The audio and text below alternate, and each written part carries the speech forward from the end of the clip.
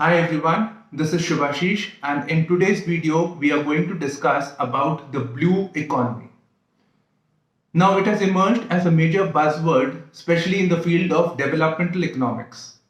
Many experts saying that it is going to be the next sunrise issue.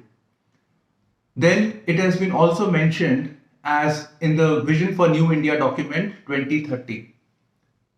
More recently, in the Maritime India Summit, March 2021, Prime Minister Modi also emphasized on the importance of blue economy.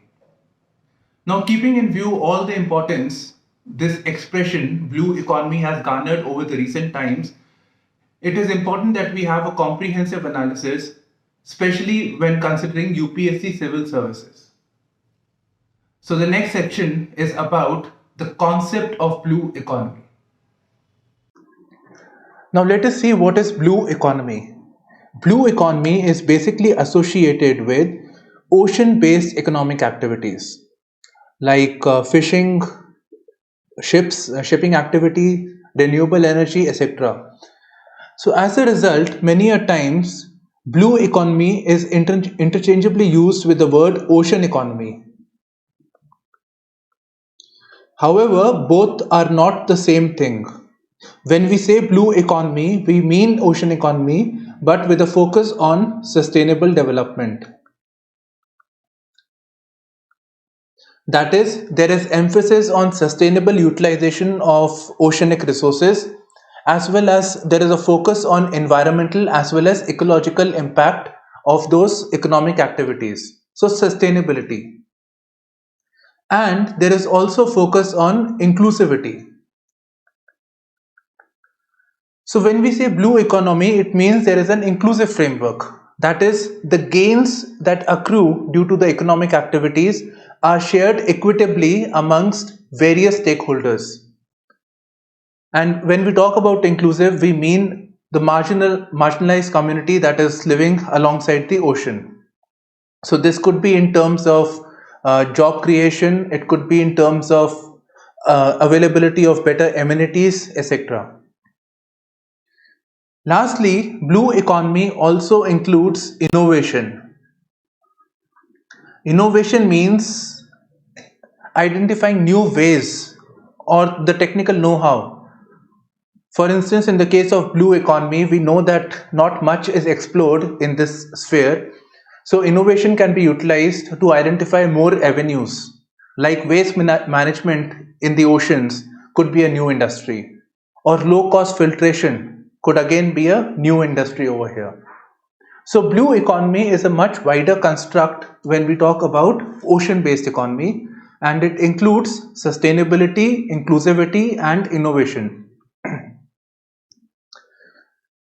Now the World Bank defines the blue economy as sustainable use of ocean resources for economic growth, improved livelihood and jobs, and ocean ecosystem health.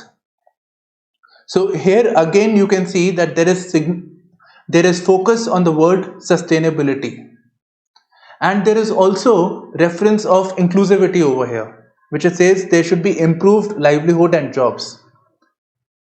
Now the approach of blue economy is a transition from the old approach, which is also known as business as usual development model.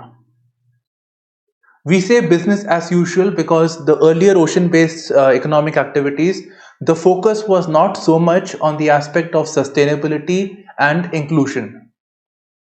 But here we are making deliberate effort to ensure that there is sustainability and inclusion. Here you can see that there is a reference of the word brown over here. Brown basically means polluting in this case. And the blue economy, the blue here basically means environment friendly. Now this blue economy is in line with the United Nations, Sustainable Development Goals, goal number 14, which says to conserve and sustainably use the oceans, seas and marine resources. This word blue economy was first coined by a scientist known as Dr. Gunther Pauli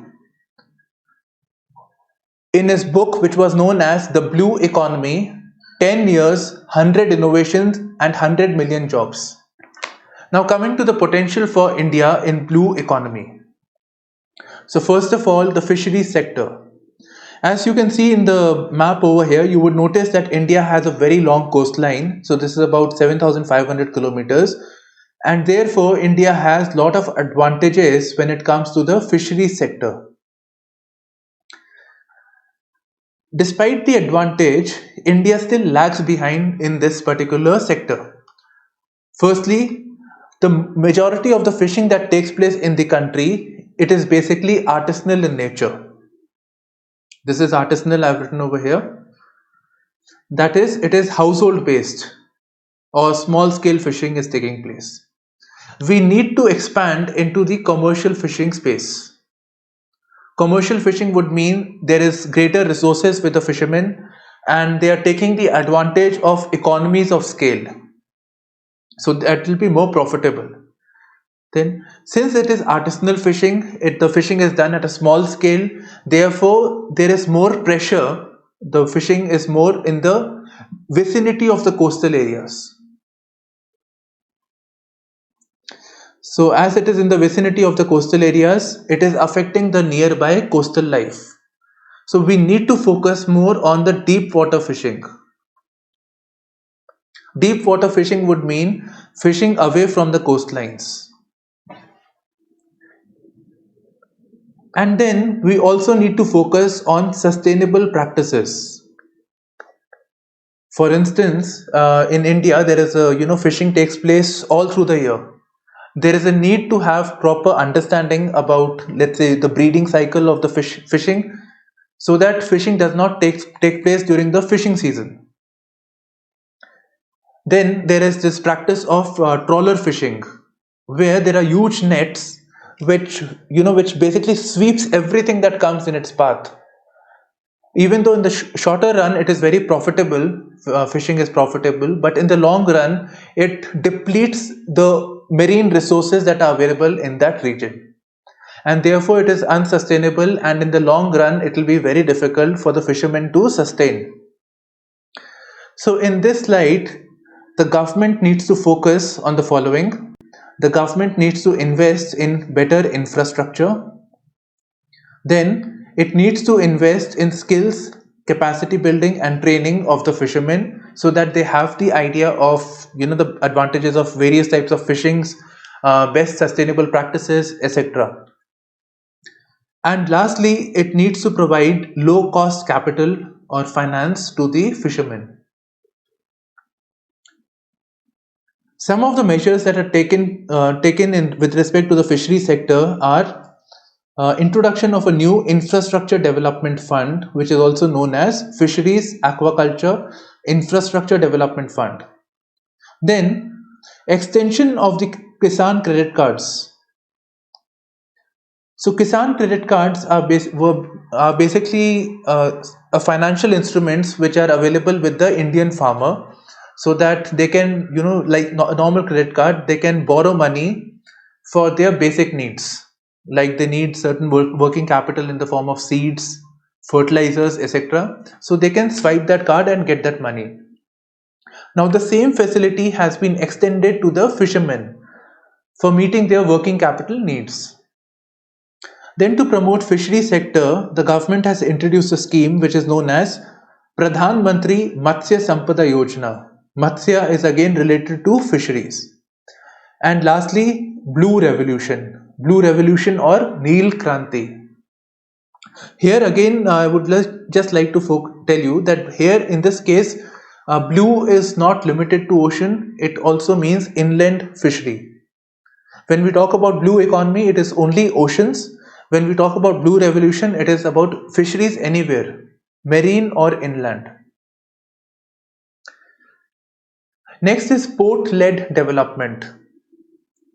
Port-led development is about harnessing the strategic advantages that the port have with respect to the trade and commerce. So focusing on the ports so that the overall economic activity of this region is benefited. So you can see over here, let's assume this is a port that I'm drawing over here. So this is the hub where the ships come and go. So export and import is taking place. So there is a need for maybe improving the capacity of the ports so that they can have more and more shipping traffic that is coming. And also they can release the ships sooner. The ships can easily remove the cargo, which can go to the trains or otherwise, and then they can return to their other activities. So the port-led development model basically includes modernization of the ports. Beyond that, there is a need for the ports to have better connectivity to the inland regions. So it could be in the form of railways, it could be in the form of roadways, waterways, etc. So better connectivity. Now, if the port is the center for it's well connected, it is also having it is exporting and importing, then it makes sense to promote a particular port as an industrial hub. Manufacturing or something can take place, and from there on, it can be dispersed to different parts of the world. So, port-led industrialization can be done.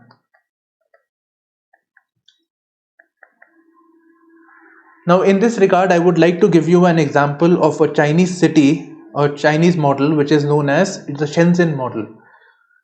So Shenzhen is basically it's now a metro, it's a major city in China, but earlier it was a village of the fishermen. So China focused on port-led development there, and they focused on the manufacturing of electronic goods, and they ensured that all the resources that are required, like availability of raw materials, electricity, all the infrastructure that is required for manufacturing of electronics is available.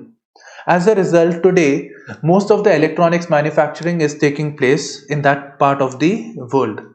So industrialization, and as a result of this industrialization, there is creation of jobs. This village has transformed into a city, mega city. Therefore, the people of that region has better amenities. Or in other words, I can say that there is coastal community development of Shenzhen, right? Coastal community development. So these four that you see over here, these are the four pillars of port-led development, starting from modernization to connectivity, industrialization, and ultimately coastal community development or inclusive framework. Then, ocean is also a rich resource for harvesting renewable energy. As you would know, around the ocean, around the beaches, lot of wind flows. So these winds could be used for making wind energy. So offshore wind energy is a key component of blue economy.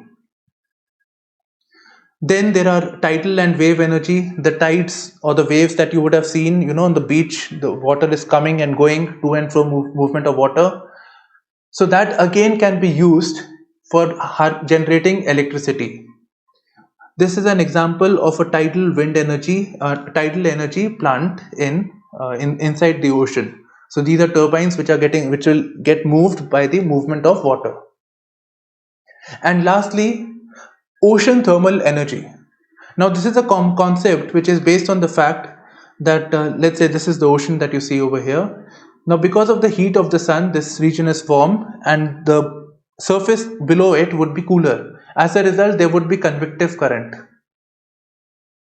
to and fro movement of water, which would help in generation of renewable energy. Hence, the ocean has lot of potential, and we need to focus on the renewable energy aspect when we talk about blue economy. Mining is also a very important resource in terms of blue economy.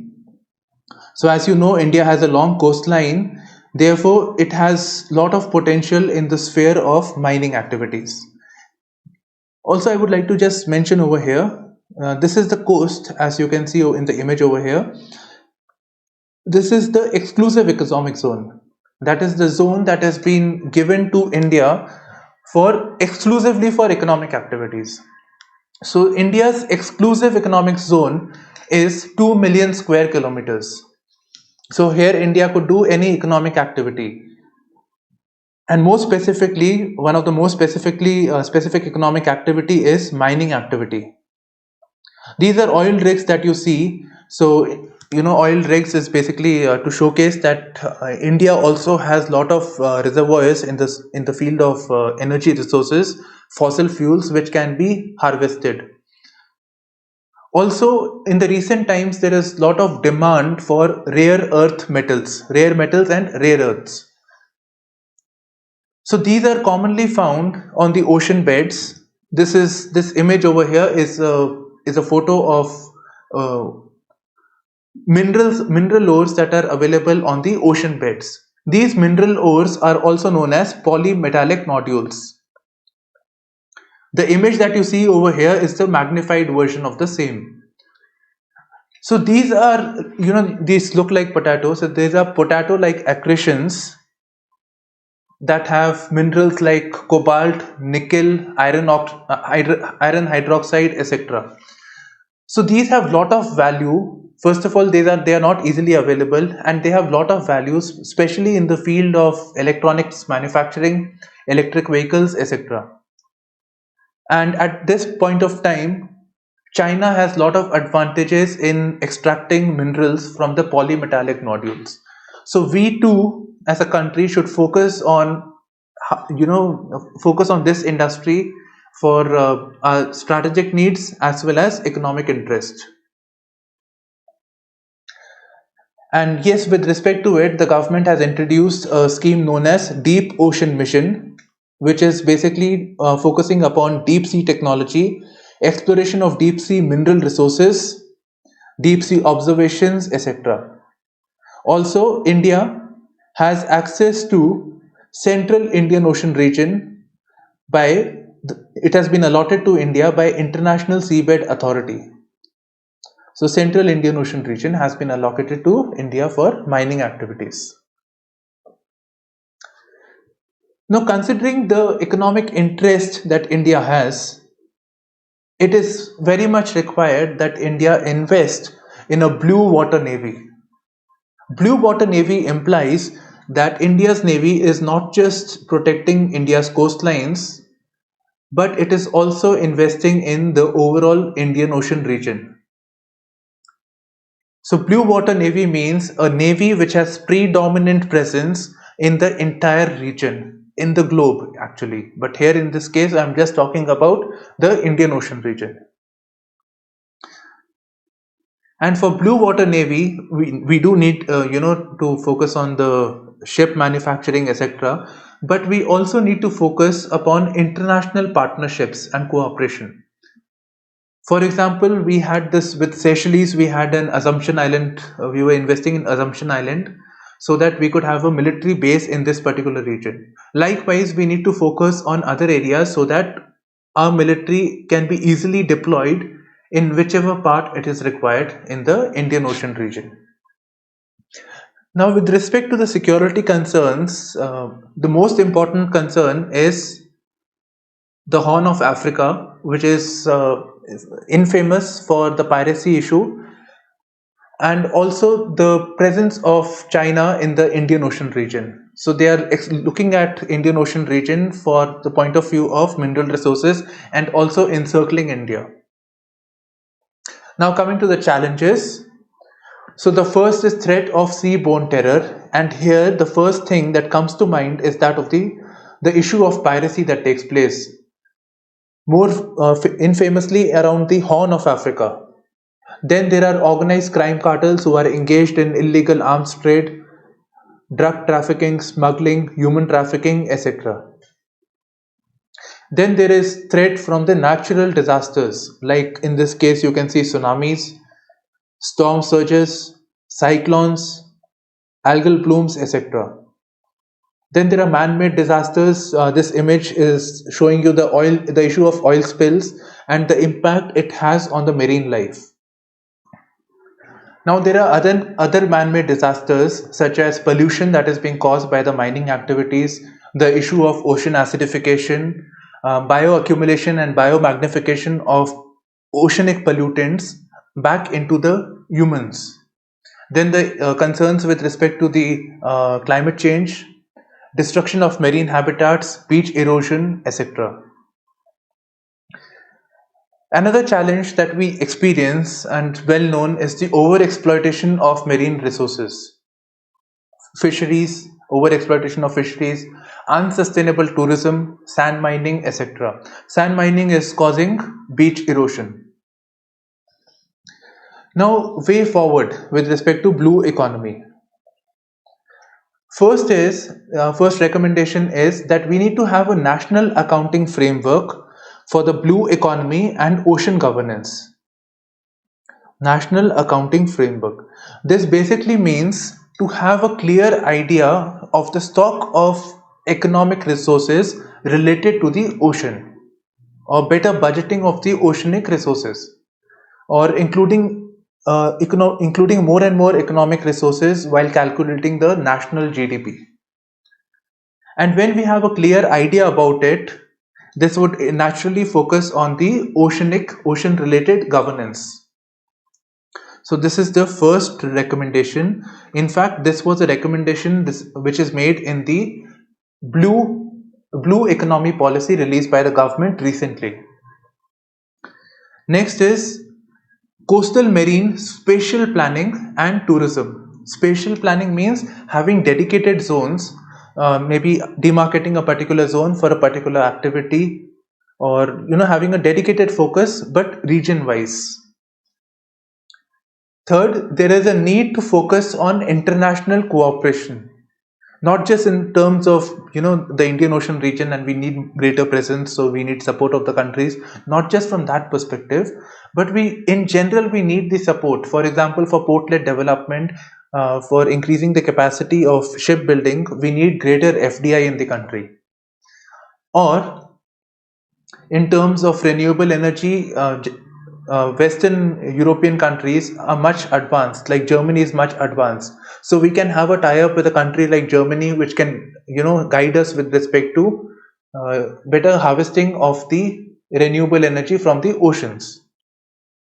And in all, we need to focus on the inclusive framework. Whatever we do should ensure that the gains of the economic activity are shared equitably. So inclusive framework should be critical to whatever we do over here. So this was all about blue economy in this particular video, and I'm pretty sure that whichever type of question comes, you will be able to attempt it, be it prelims or mains. Thank you so much for your time, and goodbye. All the best.